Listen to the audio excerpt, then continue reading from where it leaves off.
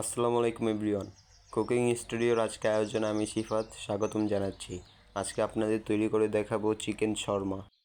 চলে যাচ্ছি মূল রেসিপিতে। এখন আমরা তৈরি করব শর্মার রুটি।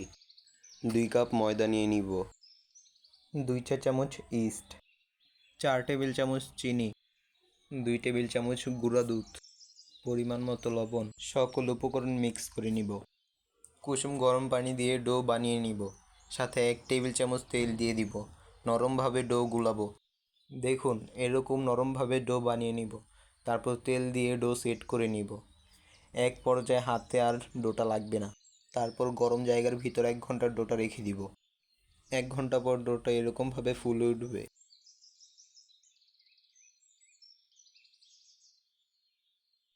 তারপর নর্মাল পরোটার মতো রুটি বেলে নিব, রুটি যাতে বেশি মোটা না হয়। এখন তৈরি করব শর্মার মাংস। ফ্রাই প্যানে 2 টেবিল চামচ তেল দিয়ে দিব। হাড় ছাড়া 1 কাপ মুরগির মাংস নিয়ে নিব।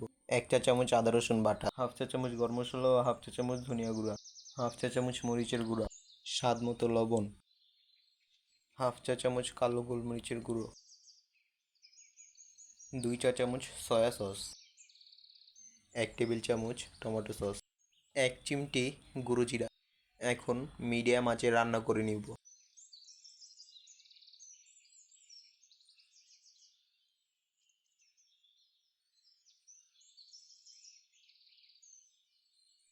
এখন রুটির ওপর মেয়োনিজ দিয়ে দিব।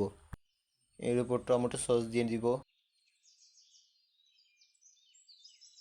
এর উপর মাংসগুলো দিয়ে দিব।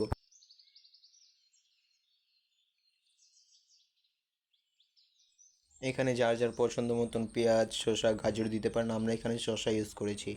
এখন এটাকে রোল করে খাওয়া শুরু করে দিবেন।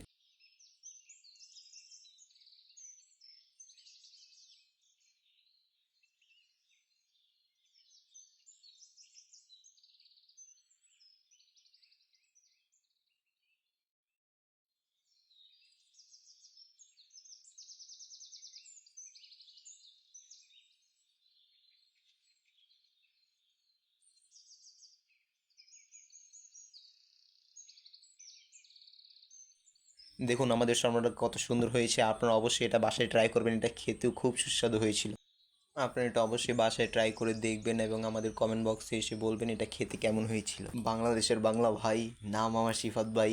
আপনারা এই চ্যানেলটাকে অবশ্যই লাইক, কমেন্ট অ্যান্ড সাবস্ক্রাইব করিয়েন ভাই।